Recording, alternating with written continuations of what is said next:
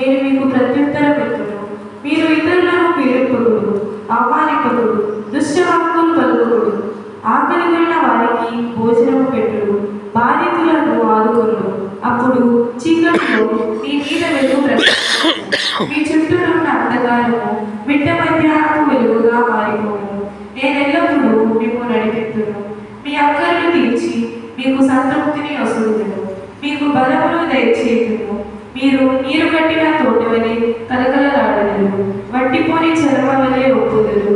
మీ జనులు బహుకాలము నుండి శిథిలముగా ఉన్న గృహములను పునర్నిర్మిత్తురు. మీరు పూర్వపు పునాదుల మీదనే ఇండ్లు కట్టుదురు. ప్రకారములను మరలా కట్టిన వారుగా, శిథిల గృహములను పునర్నిర్మించిన వారుగా పేరు తెచ్చుకుందురు. మీరు విశ్రాంతి దినముగా పవిత్రము చేయుడు. నా పవిత్ర దినముగా మీ వ్యాపారముల మానుడు. దాన్ని సంతోషకరమైనదిగా, గౌరవాత్మకమైనదిగా భావింతుడు. ఆ దినమున ప్రయాణమును, పని, ముచ్చట్లు చెప్పుకొనుటను మానుకొనుడు. అప్పుడు నేను మీకు ఆనందము దయచేయుదును. మేము భూమి అంతా మాన్యములు చేయుదును. మీరు మీ పితరుడైన యాకోబు వారస భూమిని అనుభవింతురు. ఇవి ప్రభు పలుకులు, ఇది ప్రభు వాక్కు. ప్రత్యుత్తర గీతం. అందరూ ప్రభువు ఈ మార్గములను నాకు తెలియజేయుము. నేను నమ్మదగిన తరముతో ఈ త్రోవలలో నడుతును. ప్రభు నీవు నా మొరని నాకు ప్రత్యుత్తరము. నేను అవసరాన్ని దీనుడను. నేను నీ భక్తులను కనుక నన్ను మృత్యువు నుండి కాపాడు. నిన్ను నమ్మిన దాసులను కనుక నన్ను రక్షించుము. అందరూ ప్రభువు నీ మార్గములను నాకు తెలియజేయము. నేను నమ్మదగిన ధనములతో ఈ త్రోవలను నడుతును. నేను దినమెల్లా నీకు మొరపెట్టుచున్నాను. నేను నీకు ప్రార్థన చేయుచున్నాను కనుక నీ దాసుని సంతోషించును చేయము. అందరూ ప్రభువు నీ మార్గములను నాకు తెలియజేయము. నేను నమ్మదగిన తరములతో ఈ త్రోవలను నడుతును. ప్రభు నీవు మంచివాడు, నరుని తప్పులను క్షమించువాడు, నీకు మైలు చేయని వారిని మిక్కిలి నెలతో ఆదరించువాడు.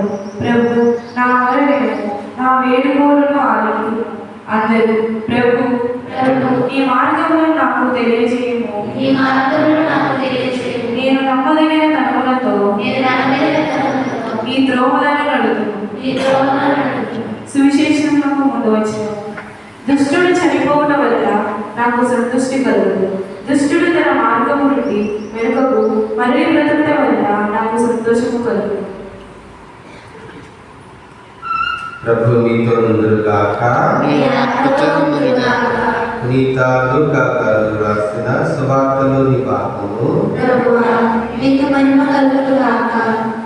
5వ అధ్యాయము 27వ వచనం నుండి 32వ వచనం వరకు. అటు పిమ్మట యేసు అతడ నుండి వెడలి సుంకపు మెట్టుకడ కూర్చుండి ఉన్న లేవి అను సుంకరిని చూచి అతనితో నన్ను అనుసరింపుము అనెను. అతడు అంతయు విడిచిపెట్టి లేచి ఆయనను అనుసరించెను. లేవి తన ఇంట ఆయనను గొప్ప విందు చేసెను. అనేక మంది సుంకరులు ఇతరులు ఆయనతో కలిసి విందులో పాల్గొని. అప్పుడు పరిసయ్యులను వారికి చెందిన ధర్మశాస్త్ర బోధకులను సణుగుకొనుచు సుంకరులతోనూ పాపులతోనూ మీరేలా తిని త్రాగుతున్నారు అని ఆయన శిష్యులను ప్రశ్నించింది. అప్పుడు యేసు వ్యాధిగ్రస్తులకే కానీ ఆరోగ్యవంతులకు వైద్యుడు అక్కరలేదు కదా. హృదయ పరివర్తనము పొందుటకై నేను పాపులను పిలువచ్చుకుని కానీ నీతిమంతులను పిలుచుటకు రాలేదు అని సమాధానం ఇచ్చాను. ఇది క్రీస్తు ప్రభుని సువిశేషము.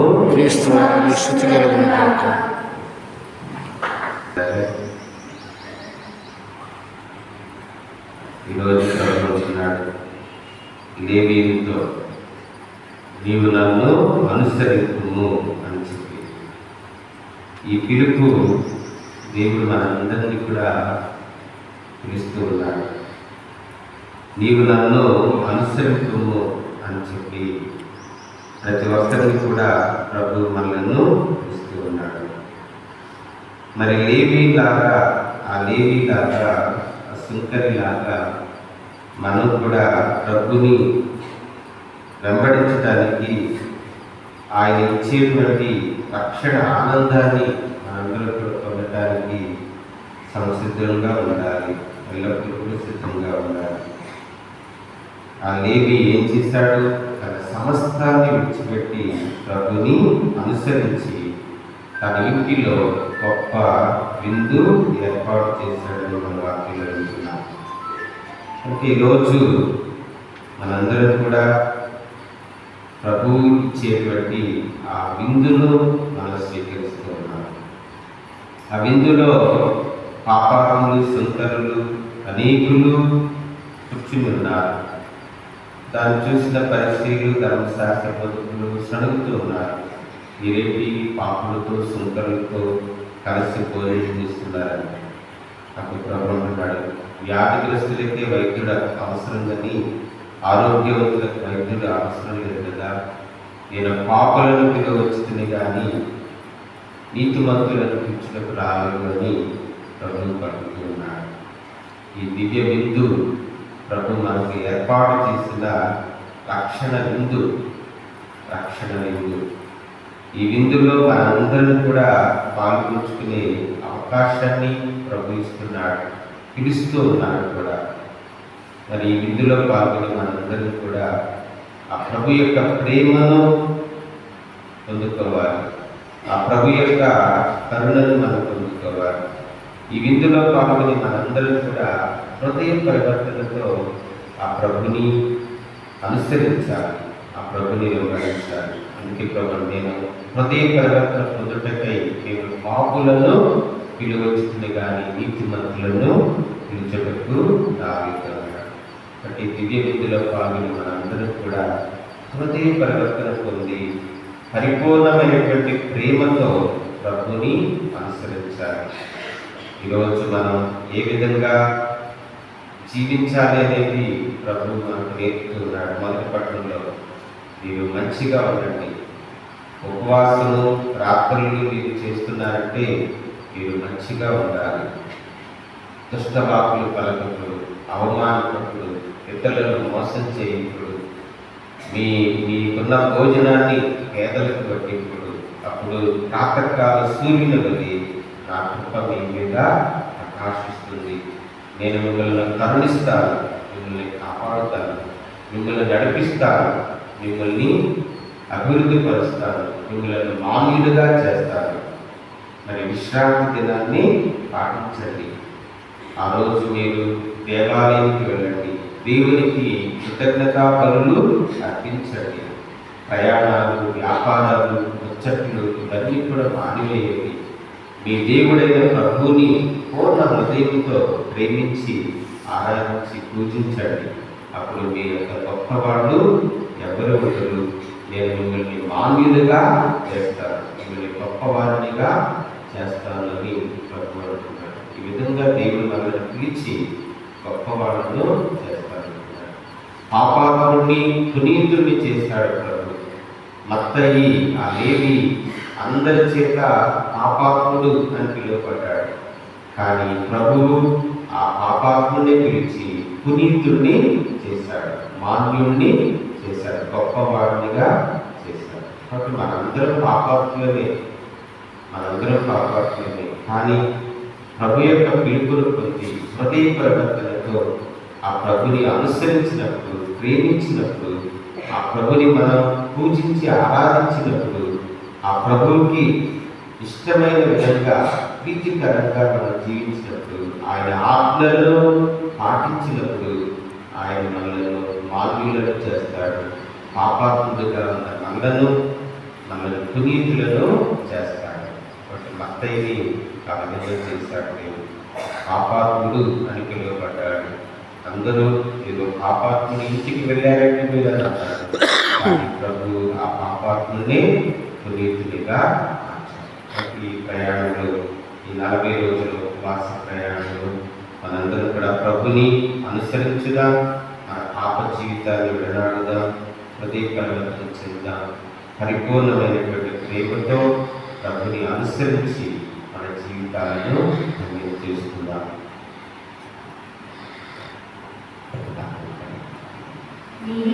నీరాజనమిదియే నిఖిలేశ్వరా, నీదాసుల కానుక మన్నించవా. నీరాజనమిదియే నిఖిలేశ్వరా, నీ సన్నిధిలోనికి రాలేము మేము. నువ్వు కోరిన కానుక తేలేము మేము. నీ సన్నిధిలోనికి రాలేము మేము. నువ్వు కోరిన కానుక తేలేము మేము. మాటలు మనసు నీకే అర్పించాము. మాటలు మనసు నీకే అర్పించాము. అర్పణ చేయగా వచ్చాము మేము. నీరాజనమిదియే నిఖిలేశ్వరా, నీదాసుల కానుక మన్నించవా. నీరాజనమిదియే నిఖిలేశ్వరా. సహోదరి సహోదరి సర్వేశ్వరునికి అంగీకారం ఉన్నట్లా ప్రార్థించండి. ప్రభు తన స్తుతిమహిమ కొరకు, తన ప్రయోజన కొరకు, తన పవిత్ర శ్రీ సభ ప్రయోజన కొరకు ఈ కర్మ ద్వారా ఇవన్నీ స్వీకరించును కాక. మా ప్రభు అయిన ఓ సర్వేశ్వర, నీ స్థుతి కొరకై మేము అర్పించు ఈ పాప పరిహార బలిని దయతో అంగీకరించుము. నీ బలి ఫలితంగా మేము శుద్ధి నొందుదుము కాక. తద్వారా నీకు అంగీకార యోగ్యమైన స్వచ్ఛమైన హృదయములను మనసులను నీకు అర్పింతుము కాక. మా ప్రభు అయిన క్రీస్తు ద్వారా ఈ మనవి చేయుచున్నాము. ఆమేన్. ప్రభు నీతో ఉండుగాక. నీ ఆత్మతో ఉండుగాక. నీ మనస్సులను ఉన్నతమునకు త్రిప్పుము. ప్రభు వైపు త్రిప్పి మన దేవుడైన ప్రభువునకు కృతజ్ఞత తెలుపుదాము. కృతజ్ఞత తెలుపుగా యుద్ధము న్యాయము.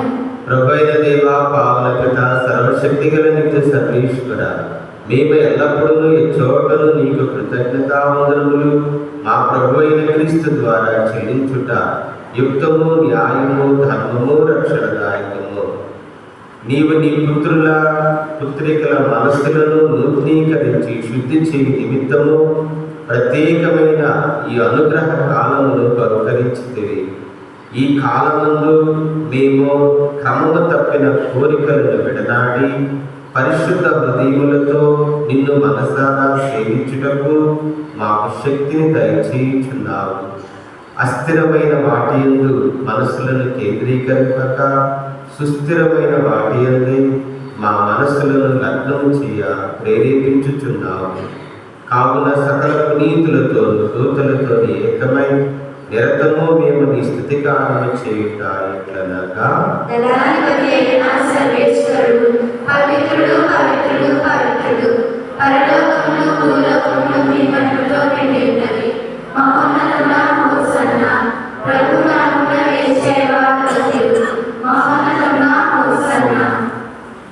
యేసుక్రీస్తు ద్వారా పవిత్రాత్మ ప్రభావం వలన సమస్తమునకు జీవము పోసి పవిత్రపరచున్నావు.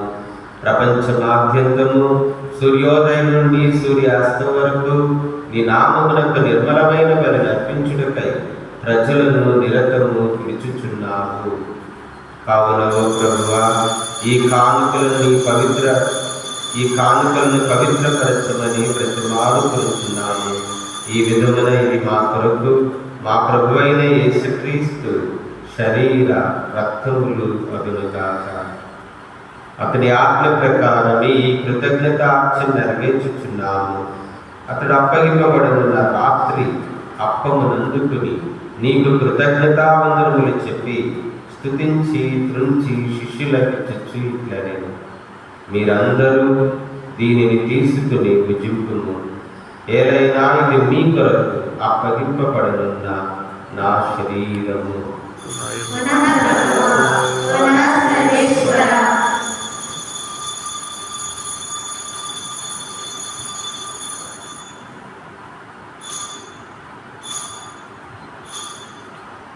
ఆ విధముగానే భోజనానంతరము పాత్రను అందుకుని మరలా నీకు కృతజ్ఞతావందనములు చెప్పి స్తుతించి శిష్యులకు ఇచ్చుచు ఇట్లనెను, మీరందరూ దీనిని తీసుకుని దీని నుండి పానము చేయుము. ఏలైనా ఇది నూతన నిత్య నిబంధన యొక్క నా రక్తపు పాత్రను. ఇది మీ కొరకును అనేకుల కొరకును పాప పరిహారమునకై దారబోయబడును. దీనిని నా జ్ఞాపకార్థము చేయుము.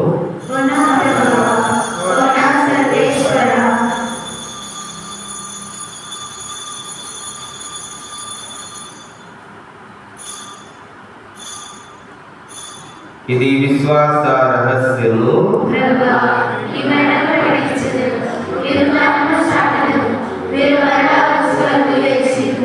కనుక తండ్రి, నీ దివ్య కుమారుని రక్షణాయుతమగు శ్రమలను, అద్భుతమైన ఉత్థానమును, మోక్షారోహణమును స్మరించుచు అతడు మరలా వేంచేయునని ఎదురు చూచు మేము ఈ పవిత్ర జీవన బలిని కృతజ్ఞతతో నీకు అర్పించుచున్నాము. నీ పవిత్ర శ్రీసభ యొక్క కానుకను ప్రీతితో వీక్షింప బ్రతిమాలుచున్నాము. తన మరణము ద్వారా మమ్మల్ని నీతో సఖ్యపరిచిన నీ కుమారుని బలిని స్వీకరించుము. మేము అతని శరీర రక్తములతో పోషింపబడి పవిత్రాత్మతో నింపబడి అతని యందు ఏక శరీరము ఏక మనస్సు కలిగి ఉన్నట్లా చూపుము. ప్రభువే మమ్ము నీకు నిత్యార్పణముగా రూపొందించునుగాక. నీవు ఎన్నుకున్న పుణ్యాత్ములతోనూ ముఖ్యముగా పవిత్ర కన్యయు దేవమాత అయిన మరియమాతతోనూ ఆమె నిగ్రహ వరుడైన పునీత యోసేపు గారితోనూ తండ్రులైన నీ అపోస్తులతోనూ వేద సాక్షులతోనూ సకల పునీతులతో పాటు మమ్మును మోక్షపాత్రులకు వారసులను చేయుము. ఏలైనా మీరు విజ్ఞాపన ప్రార్థనల నిరవధిక సహాయముపై మేము ఆధారపడి ఉన్నాము. ఓ ప్రభువా, మమ్మ నీతో సత్యపరిచి ఈ బలి లోకమంతటికి శాంతిని, శ్రేయస్సును, ఆరోగ్యమును ప్రసాదించినట్లు బ్రతిమాలుచున్నాము. ఈ లోకమును యాత్ర చేయి నీ శ్రీసభను, నీ సేవకుడును మా నియోజక గురువును, మా జోసఫ్ రాజారావు పీఠాధిపతిని, తదితర పీఠాధిపతులను, గురువులందరినీ, నీవు సంపాదించుకున్న ప్రజలందరినీ విశ్వాసమందును ప్రేమయును దృఢపరచుము. నీ చిత్త ప్రకారము నీ సముఖమున చేరి ఉన్న ఈ ప్రజల మనవులను ఆలకింపుము. దయగల తండ్రి, నాకు దశలాచరైన నీ బిడ్డలందరినీ కనికరించి నీతో ఐక్యపరచుకున్నాము. చనిపోయిన మా సహోదరులను నీ ప్రేమైంది లోకమును వీడిన వారందరినీ దయతో నీ రాజ్యంలో చేర్చుకున్నాము. మేము రాజ్యము చేరి నీ మహిమను వీక్షించుచు నిత్యానందం పొందుదుముగాక. మా ప్రభు అయిన క్రీస్తు ద్వారా మనవి చేయుచున్నాము. అతని ద్వారా నీవు సకల మేలులను లోకమునకు దయచేయుచున్నావు. క్రీస్తు ద్వారా, క్రీస్తుతో, క్రీస్తునందు సర్వశక్తి గల సర్వేశ్వర పవిత్రాత్మతో ఏకమైన నీకు యుగ యుగములు గౌరవ మహిమలు కలుగునుగాక. విందుకు పిలువబడిన వారు ధన్యులు.